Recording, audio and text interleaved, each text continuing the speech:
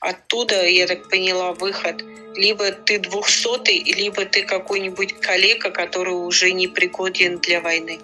Больше никак оттуда уже не выйти. Очень сильно боюсь остаться без мужа. Боюсь, что мне могут позвонить и сказать самую страшную новость. Вот этого я очень сильно боюсь. Кому нужны эти территории? Ценой жизни? Как они хотят, чтобы они побеждали, если они там едят один раз в сутки?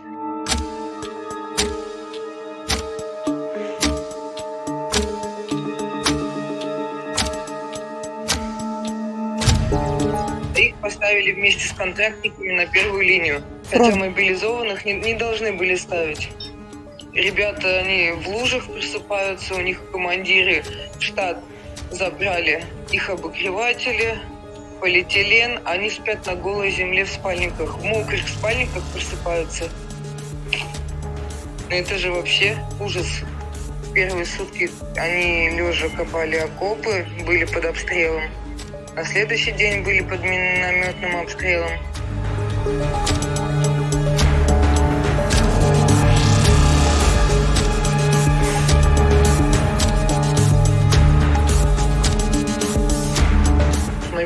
Мобилизовали, а, как говорится, заплатить забыли.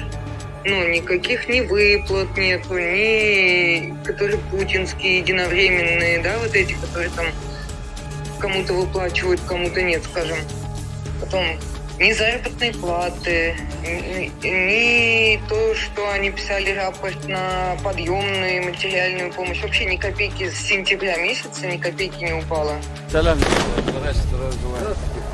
Какие заявления не имеем? Не имеете? Как нет? Вообще никак. И новости стараюсь не смотреть, потому что там очень все, знаете, красиво. Потому что там говорят, потерь нет, а с нашей стороны тоже есть потери, да? Только пишут то, что сколько потерь со стороны Украины, а огласки нашего государства нет, потому что чтобы не было паники. А на самом деле это все по-другому.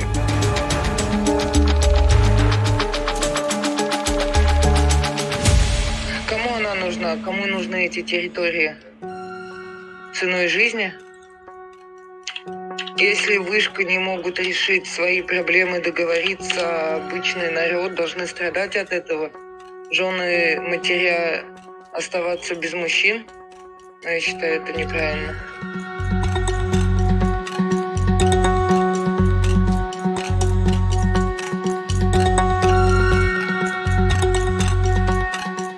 Получается, он у меня вообще без всякой подготовки, без ничего. При этом он с армии уже вернулся больше 20 лет тому назад. У него, ни оружия, ничего в руках не держал.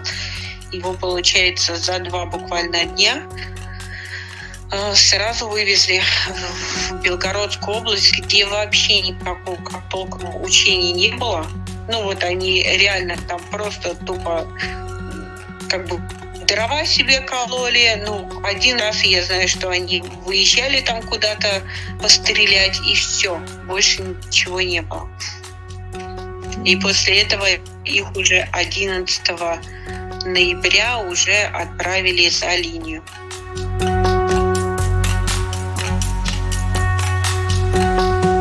Он сказал, что у них там полный кошмар просто творится.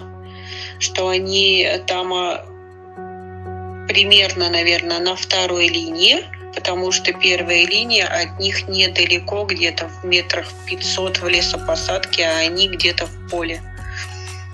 Просто тупо окопались, каждый в своей яме лежит, у них там дожди идут, они в этих ямах мокрых лежат, все насквозь промокшие.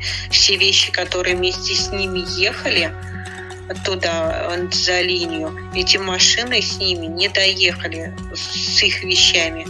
Они вообще без ничего остались. Они там, каждый в своем окопе лежит, и не укрыться, не накрыться вообще нечем. А дожди там идут, и очень холодно.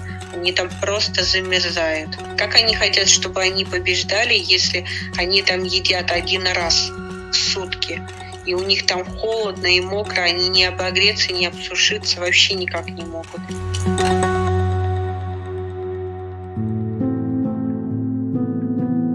госпитали такими не занимаются, кто заболел. Ему просто дали таблетки и сказали, как первая машина будет, его обратно туда на передовую выкинут. И как такового лечения нет. Они сказали, мы такими, как вы, вообще не занимаемся, только ранеными.